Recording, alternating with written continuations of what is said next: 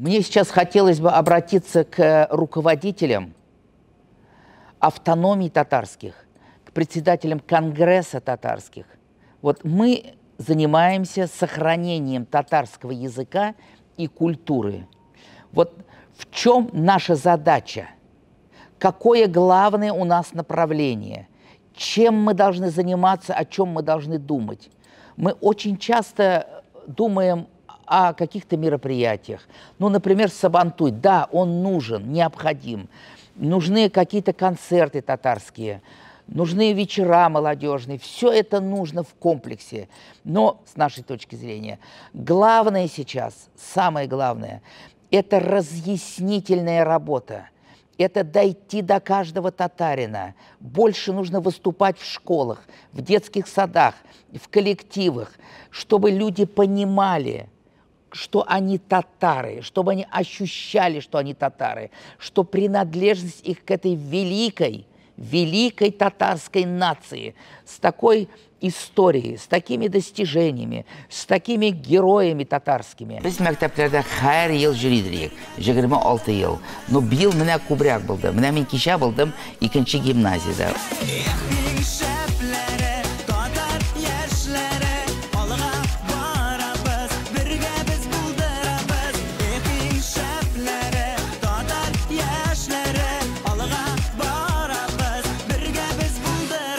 Наша задача больше разговаривать с людьми, обсуждать, выводить их на беседу, на диалог. А вот считаете ли вы себя татарином? В чем вы себя считаете татарином? Это не шаг назад, но мы сейчас более толерантно относимся к татарам, которые не знают татарского языка. Номер один вопрос. Ощущает ли он себя татарином? Считает ли он себя татарином, частицей татарской нации? Вот это главное. Если он не знает татарского языка, но он чувствует и знает, и ощущает, у него самооценка и внутренне он себя классифицирует татарином, то значит он татарин. Значит, он наш, значит, он частица большой татарской семьи. И мы должны ставить ему задачу, чтобы он выучил разговорник, чтобы он нашел татарскую жену, и чтобы детей своих они научили татарскому языку с пеленок. Ведь формируется язык до 5-6 лет. Молодые семьи, даже те семьи, которые не разговаривают на татарском языке, но чтобы ребенок первые слова сказал на татарском языке, чтобы он думать начал с пеленок по-татарски, чтобы он, вот это самое главное, если до 6 лет он начинает татарский язык знать, потом он уже его не забудет. И нужно объяснять, что татарский язык – это красивые глаголы, прилагательные пословицы наши, фольклор наш, сказки, что татарская нация, мы же очень свойственна нам тяга к наукам, тяга к искусству, тяга к музыке, к достижениям, к самоотдаче. Вот есть татарские, есть профессии, которые, значит, свойственны именно татарам, например, шахтеры. Это сложная профессия, но татары там всегда работали и работают и семейными династиями. Или коневодство, например. Поэтому вот наша задача общественников сейчас – идти в народ, идти в школы, идти в детские сады. В детском саду провести какой-то сабантуй, может быть. Что касается организаций. Вот есть в подъезде 3 татарина. Организовываются пусть татарские песни поют, больше общаться, идти, общаться с друг другом. На что мы надеемся? Вот на что мы надеемся? Мы надеемся, что мы из молодежи у нас будут богатые, состоятельные олигархи. Мы настраиваем молодежь, чтобы они были депутатами местными и в дальнейшем шли в выборные органы, составляли вместе с собой какие-то бизнес-сообщества, бизнес-структуры, чтобы мы богатели, чтобы мы были сильнее, чтобы мы были богаче и в политике, и в финансах, и везде, чтобы мы... Каждый татарин из себя что-то представлял. Значит, татары должны, молодежь, спортом заниматься. Мы должны быть сильной нацией.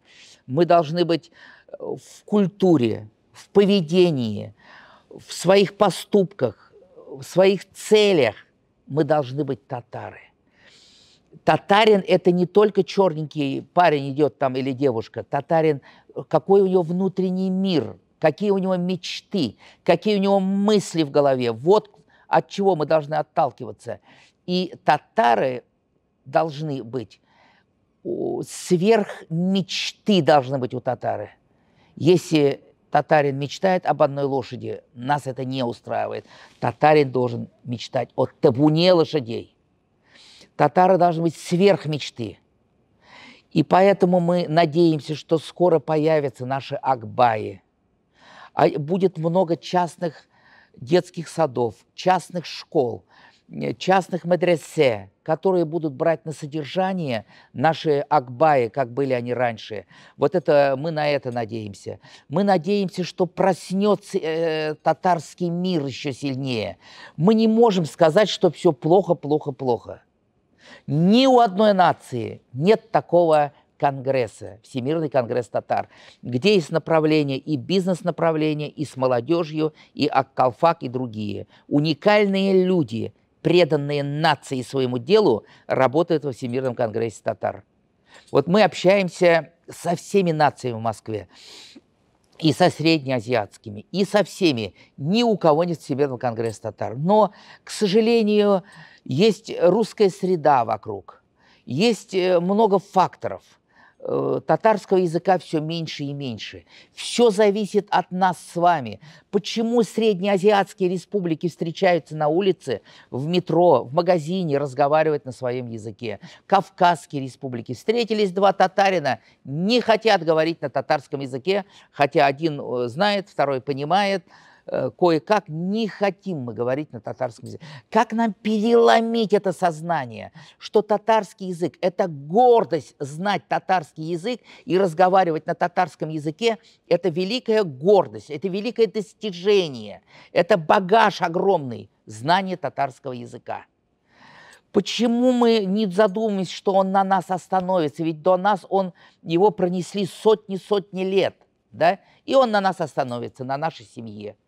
Что касается семьи, один из наших главных врагов – это ассимиляция, вот, совместные браки. Мы живем, значит, в такой среде, что в наших совместных браках или муж или жена татары с другой нацией, в 95% заканчивается татарский язык и заканчивается мусульманство. Большая опора для татар была всегда. Было всегда и сейчас это мусульманство, это вегась, это вот это старый татарский язык, это вот хазряты, это тоже наша опора в очень многих местах. Есть районами татарские деревни. Это Чувашия, Ульяновск, Нижегородская, Пензенская, Мордовская. Ординский район взять, сибирские татары. Нас много еще, нас много. Мы сохраним татарский язык, потому что везде, где бы я ни был, есть энтузиасты, преданные своему делу. Мы сохраним татарский язык. Давайте больше думать об этом, разговаривать между собой на эту тему. Давайте все вместе сохраним татарский язык. От каждого из нас это зависит. Рахмат.